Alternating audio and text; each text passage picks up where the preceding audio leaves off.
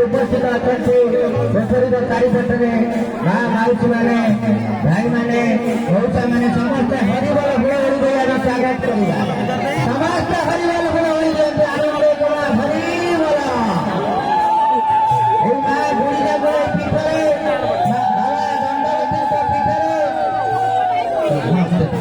माँ गरी ठाकुराणी बोईत बंधार माध्यम काली रात पिला माने बोईत डंगा सजेबार व्यस्त होती सुदूर अराइल ग्राम डंगा आने सजेबा गौरंग भाई आम जी आज नाविक होती बहुत बहुत धन्यवाद दूसरी आमर जो ठाकुआ भाई अच्छा से सजाई पिला अति सुंदर भाव सजाई समस्त क्लब सभ्य आज समस्ते एकाकार होती धीरे धीरे बोईत अग्रगति कर शिव मंदिर अभिमुखे वर्तमान मंदिर माँ का मंदिर पाखे शिव मंदिर आड़ को अग्रसर होती बोईत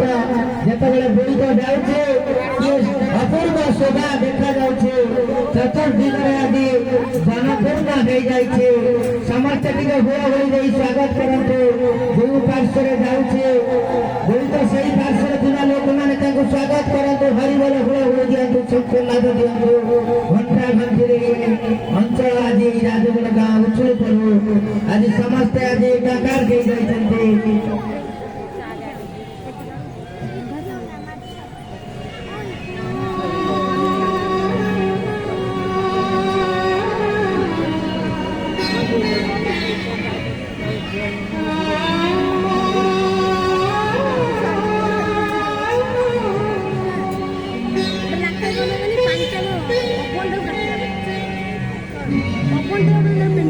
आगे